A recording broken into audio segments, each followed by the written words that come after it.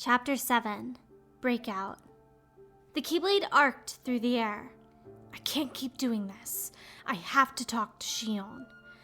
Roxas searched Agrabah for her, destroying every Heartless he saw in the meantime, fighting utterly alone. He hated everything, he couldn't trust anyone, and he didn't want to try. Axel must have known about Xion all that time. He didn't deny it. Why? Why didn't he tell me? Because it would cause trouble if I knew? Roxas headed deeper into the Cave of Wonders, plowing through Heartless. He'd been here with Xion before, and it seemed like she'd remembered something. Now, though, there was some kind of weird device in the middle of the chamber. Roxas stared up at it. What is that? Heartless began to cluster around it, and before they could surround him too, he went on the offensive. He had to catch his breath as the hearts drifted up from the dissipating Heartless. Whether or not those hearts joined with Kingdom Hearts, Roxas didn't care anymore. What was the Organization 13 even trying to do? He had no clue whatsoever, and he was tired of wondering. But it wasn't just the organization. He didn't know what Axel and Xion were thinking either. Why am I part of this stupid organization? Because I'm a special nobody? Do special nobodies have to join the organization? Can't we do something else? I don't even really understand what a nobody is, or who I am. Roxas kept attacking, trying to cut through his confusion with the Keyblade. Is the device functioning properly? He and Sykes were the only ones in the round room. Yes, sir. Luxord and Demix have been placing them in various worlds before Roxas visits. Whether they would actually work was questionable, but ostensibly, the devices would collect scattered memories, his memories, littered here and there across the worlds. Xemnas' motivations for planting these things were still more unclear. At some point, he had mentioned complementary memories that would fill in the gaps and perfect Xion, or Roxas. It made sense that they would be able to garner more hearts with a perfected Keyblade wielder. But was that really what he was after? Sykes couldn't fathom what Xemnas' true objective might be. Sora or Xion, it matters not. It matters not. But we need one of them under our control. Bear that in mind. Sykes nodded, and a serene smile came to Xemnas' face. If that smile meant anything, it was beyond him. The time was drawing near. Riku stood alone in the forest outside Twilight Town's haunted mansion. Xion was already inside. Taking a few deep breaths, he waited. As he pulled the blindfold from his face, his appearance changed into the form of someone else, of Ansem. He pulled up the hood to cover his altered face and sprang into action. He leaped between the trees, slashing out with his sword, Soul Eater. Not bad. He could handle this.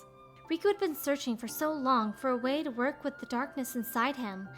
It was so easy to fall all the way in unless he fought to hold it back. The darkness living in his heart was Ansem, yet it was also entirely his own. Was anyone's heart truly free of darkness? If Sora had a nobody, didn't that mean Sora had some darkness in him? Only the Princesses of Heart had none. That was what made them so exceptional, and everyone else had to deal with the darkness inside them and keep a firm grip on it. There was no point in pretending it wasn't there. Face the ugliest parts of yourself head on, and it would make you stronger. Ansem's power lingered inside him. He might as well use it. Soon, it would be time for the battle, and unless he made his own power soon, he would never win. He wasn't certain that victory was truly necessary, but all this was for Sora. Then, Riku noticed someone in the forest, someone very familiar. He touched down on the ground and waited. Coming toward him was a silhouette he knew well, in a black cloak just like his, but with the distinguishing feature of two big round ears, King Mickey. Facing him, Riku slowly lowered his hood. The moment he glimpsed Riku's face, Mickey jumped back, preparing for a fight. Unfazed, Riku covered his eyes again with the blindfolds, and his appearance returned to normal. Riku? Am I glad to see you? Mickey ran to him. A bit of warmth spread through Riku's heart. Your Majesty. Mickey was a good friend, and one he hadn't seen for almost a year. Riku was more or less avoiding him. You had me worried. Where have you been all this time? Mickey looked up at him. Searching for a way to conquer the darkness within me, while I wait for Sora to awaken. Riku wanted to rein in the darkness in him before Sora awakened. He couldn't eliminate it, but he might at least wield it with his own volition. For a second there, you looked just like, well... Mickey trailed off anxiously. He knew what he'd seen. Of course, he would be wondering if Riku had completely succumbed to Ansem's influence. "You don't need to worry," said Riku, facing him squarely through the blindfold. "I'm getting the hang of keeping the darkness under control." Wait, Sora isn't awake yet? Did something go wrong with fixing his memories? Riku nodded, and Mickey couldn't tell what he really meant. "It's not me you need to worry about. There's a reason the organization's been quiet since the battle at Castle Oblivion, and it's not that thinning out their ranks made them weak. Taking apart Sora's memory was only the first step of what they wanted to do there. They needed time to absorb it while it's restored." "You know, I've been trying to see what they're up to myself," said Mickey. "It didn't look like much, but that makes sense if all they were doing was buying time." "Right. What they're really after is Sora's memory. And all this time, they've been picking up pieces of it." The organization was taking Sora's memory, but what exactly they intended to do with it was an open question. Riku only knew how it was happening. Through Shion. And Shion was a girl Roxas cared about, which made her like the girl Sora cared about. She was a reflection of Sora's memories. "That's why his recovery is stalling," Riku went on. "They have the part that's most precious to him, his memories of Kairi." Mickey looked down in dismay, but only for a moment. "Then you've got to let me help. Maybe I can get the memories back." Riku shook his head. "Leave that to me, Mickey. Although you could do me a favor," he said quietly. "Sure, just tell me what." "I have to face one of the organization's members soon. It's a fight I won't necessarily win, and whether I do or not, the darkness might overtake me." He felt so uneasy. The day was drawing near when he would have to fight a member of the organization, most likely Roxas, and a victory against Sora's nobody was by no means assured. If he wanted any chance at all, he would have to release the power shut away inside him, darkness itself. But Riku was still uncertain that he could keep the darkness from swallowing him. He held Mickey's gaze. "If I don't make it, you will be the only one there for Sora, and Donald and Goofy. The only one who can guide them when they wake up." "Riku, don't say that." "Please, Mickey, just tell me you'll be there for our friends." Riku wasn't sure he could trust Diz, nor could he guess what he might do if Sora awoke. He just wanted someone else around to help without Diz knowing. "Of course, Riku. I will." The king, his friend Mickey, gave him an emphatic nod. Shion, the replica program. Roxas flopped over in his bed.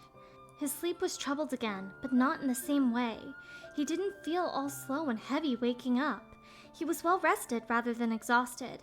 He stared blankly at the white walls. He hadn't believed that Shion was a puppet built to duplicate his powers. He refused to believe it. But now it was beginning to make sense. In the 3 days since Shion had left, he could feel the strength coming back to him. And if her absence was the cause, well, it was consistent. He still couldn't accept that explanation. Shion had left them, and Axel hadn't stopped her. Axel had known about her hidden powers all this time and kept it a secret. He felt like both of them had betrayed him. He kept thinking about Shion. She and Roxas were both elite nobodies, Sigbar said. Different. But Shion was a replica. So what did that make him? If they were alike, was he a replica too? "Sora is what makes you and Shion part of each other's lives." That was what Xemnas had told him. What's this Sora? Am I different from Shion? Who is my somebody? Who am I? Roxas sat up and stared at his hands. Maybe Axel knows more about who I am, just like he knew about Shion. I could ask him, but what if he just lies to me again? Why am I here? Roxas climbed out of bed and left his room. Things were spiraling out of control, but Axel didn't know what move to make in response. All he had were doubts and confusion. A sense of urgency, too, set in as he strode down the halls to the lobby. "Axel," Roxas called. There was an agitated note in his voice Axel had never heard before. It brought him to a halt. He turned, trying to relax his shoulders. "Hey, Roxas." When he forced a smile, Roxas looked away. These past few days, every time they crossed paths, their conversations turned harsh. Roxas looked gloomier each time Axel saw him. Just like someone with a heart, Axel thought, strangely calm. Did you find Shion? Roxas refused to meet Axel's eyes. Well, it's not going to be that easy, Axel shrugged. Yeah, I know. Roxas mumbled faintly. They were avoiding the real topic of conversation. The question Roxas asked was barely even rhetorical. He was trying to gauge whether the time was right. So, Axel waited for him to speak. He knew there were a good deal of questions Roxas wanted to ask, or at least a good deal of things he wanted to know, and Axel didn't have the answers to all of them, but he wanted to tell Roxas as much as he could. Roxas looked up at him. Have you been keeping the truth about her from me the whole time? Axel had no intention of lying anymore, but some things he couldn't say and some things he didn't know. No, not the whole time. When did you find out? Roxas pressed. I don't know, sometime. Axel scratched his head, like it wasn't a big deal. I forget exactly when. That brought a dry smile to Roxas's face. What? You didn't get it memorized? But after the riff on his catchphrase, an awkward pause hung between them. Axel, Roxas finally said. Who am I really? That right there was the number one question Roxas wanted to ask, but Axel had no idea how to answer. He looked at Roxas's wide eyes. He didn't want to lie, but... Shion and I are special nobodies, I know that, said Roxas. But the organization was trying to have me destroyed. Axel nodded. Yeah, they were. Because they copied my powers. The Keyblade's power. And then they didn't need me anymore. Is that it? Roxas spat. He couldn't bring himself to confirm it. I guess you feel the same way, huh, Axel? At those words, something wrenched in his chest. And he could hardly breathe. No, not me. I wasn't thinking like that. I would never. That's not true. You're my best friend. The words spilled out of him. Your best friend? Roxas shook his head furiously and grabbed Axel's cloak. Best friends are supposed to be honest with each other. He's angry, Axel thought clearly. It really does make it seem like he has a heart. But if that's all I can think of when he's this upset, I really must not have one. Who am I? Roxas shouted, and Axel only stared at him. Semna said Shion and I are connected to Sora. Who is that? Am I a puppet like Shion? Sora, the Keyblade Master. Everything went back to him. Maybe Axel had made mistakes in Castle Oblivion. Maybe everything he'd ever done was a mistake. He shook his head. No, you're not like Shion. Then what? Axel cut him off. Look, if you find out the truth, you might wish you didn't. You don't know that. Roxas let go of Axel and clutched at his own hair. I just want to know who I am. How did I get here? Why am I special? Why can't I use the Keyblade? I deserve some answers. How can you tell me I don't? He even sounds like he's about to cry, Axel thought. Roxas, listen. Roxas shook his head in quiet refusal. Just tell me, Axel. Who am I? He couldn't. What could he say? Just tell Roxas point blank that he was Sora's nobody? But what if that set his friend on the same path as Shion, deserting the organization? Then Axel would have broken his promise to her, the one thing he couldn't bear to do. But he knew. He knew it was already too late. He hoped anyway. Please, Roxas, you gotta trust me. I can't. Not anymore. Resolute, Roxas looked Axel in the eyes as he said it. No anger or hurt was showing in his face now. Hey, Roxas. Axel started helplessly, but Roxas turned away. I have to know who I am, where I came from, and if I can't get the answers here... Roxas left the rest unsaid and started to leave. Axel watched him walk away from everything, and he couldn't come up with anything that might stop him. You're my best friend. Did that mean anything? Roxas kept walking. There were just two things he wanted to get before leaving. Both of them were about Shion. He went back to his room and took a seashell from the drawer in the nightstand. A thalassa shell. It was a good luck charm.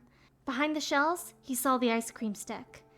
He shoved the thalassa shell in his pocket and picked up the stick with the word winner on it. He had planned to show it off and use it sometime when the three of them got ice cream together. but that wouldn't be happening now. I have to find out about myself, he muttered, clutching the stick in his fist. He slipped that into his pocket too, and left. The castle was in an uproar. Word had already reached Ceyx. Roxas had attacked the desks working there in the castle. They were summarily ordered to capture him. All these desertions. This was ridiculous. And with Xion already gone, losing Roxas was a real problem. Xemnas had issued orders. They had to stop Roxas from leaving. Ceyx was heading for the castle gates when someone called his name, not unexpectedly. Time is of the essence, Axel. Make it quick. Just give me a second, Axel said hesitantly. For what? I'll bring him back to our side. Let me... That's enough. Ceyx turned his head, giving Axel a sidelong look over his shoulder. Traitor. Axel scowled darkly. I'm going. You know, don't you, that you won't stop me except by force? And even if you tried, you would fail. Ceyx went on his way. Memories informed him that he hated this kind of thing. Ceyx posted himself on a door near the castle gates to wait for Roxas. It had been quite a long time since he fought anyone, but he could feel battle drawing near like a storm. He greeted Roxas with his claymore in hand. I'm afraid we can't have you wandering off. Roxas responded to the declaration by summoning his Keyblade. I have nothing to say to you. Good, that saves us some time. Ceyx promptly hurled the claymore at him, but Roxas deflected it easily, a fluid motion unlike anything Ceyx had ever seen from him before. In that instant of hesitation, Roxas charged. Ceyx blocked the sweep of the Keyblade. It brought back those long-ago days when there had been some pleasure in fighting. The claymore slammed into Roxas, and he recalled things from long, long ago. Ceyx collapsed to his knees. Ugh! How much longer? He groaned through clenched teeth. Kingdom Hearts, will your strength never be mine? Roxas was already walking away, down the steps, and then he opened the doors to the Neon City. He figured it was more appropriate for a deserter to leave this way, rather than through the corridors of darkness, and someone who knew to anticipate that from him was standing there between the skyscrapers. So, your mind's made up? Said Axel. Roxas didn't stop as he replied. I have to know why the Keyblade chose me. He wasn't angry anymore, just determined. You can't turn on the organization, Axel cried. You get on their bad side and they'll destroy you. Now Axel was upset, nothing like before. Roxas smiled thinly and paused a moment. No one would miss me. Then he kept going. Kingdom Hearts, the heart-shaped moon, shone from the dark sky above. He wasn't quite sure where to go, only that he couldn't stay here. Axel's murmur was too faint to reach him. I would.